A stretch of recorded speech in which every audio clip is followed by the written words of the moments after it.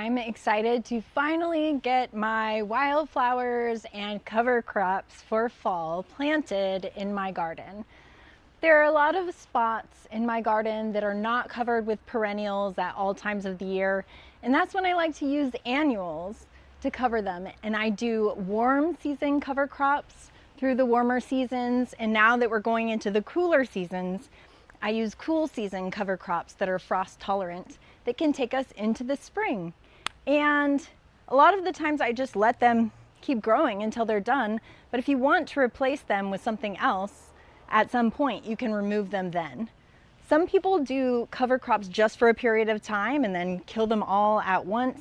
These plants give nutrients to the soil. I'm also using the mass of plants to help me get some wildflowers started. So I also have native perennial wildflowers and annuals mixed in there. I'm going to plant these seeds today and show you how I plant a great big mix of cover crops in my garden for fall. Let's go check it out. In this mix, there are so many different kinds of plant seeds. This is our cool season mix for the year, and it includes wildflowers, annual sunflowers. I've got a bunch of crimson clover and other types of clover. We've got cereal rye grain, oats, peas,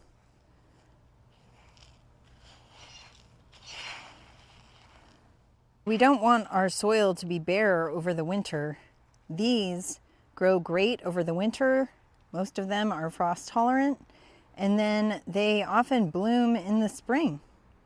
So let's get going.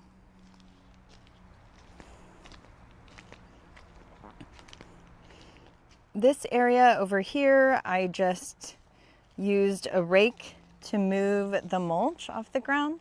It took maybe 1 minute. So there's my pile of mulch that I moved, and I can just move it back.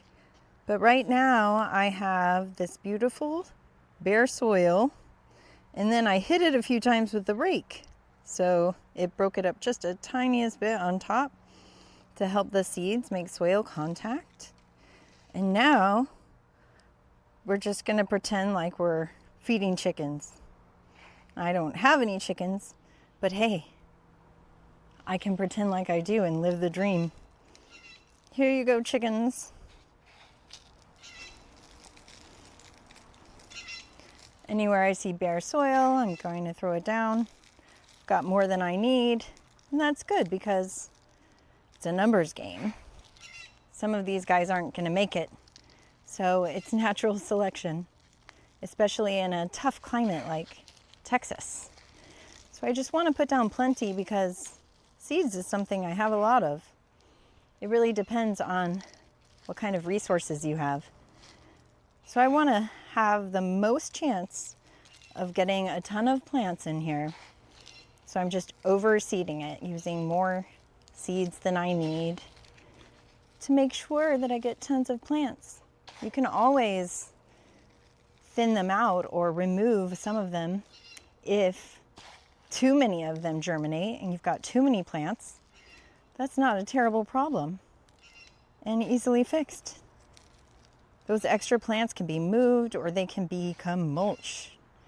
Okay, I used a ton of this. I'm going to save the rest. How pretty is that? And the sound is amazing too. How fun. Okay. So now I want to get soil contact with the seeds. So I'm going to stomp around, and I'm not going to bother actually burying any of these. That would be a lot of work. I'm not adding soil, I'm not doing anything. I'm just kind of kicking the soil around so it gets a little bit of soil on top. I'm just watering it in.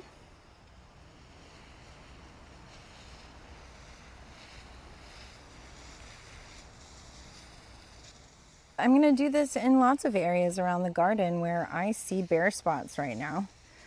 So if you'd like to learn how to grow a food forest, there is a link in the description to join our new community on Skool, where you can learn how to use permaculture design to grow a food forest in your area.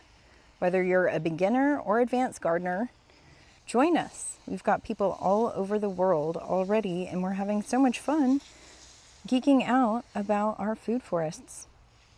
Talk to you soon.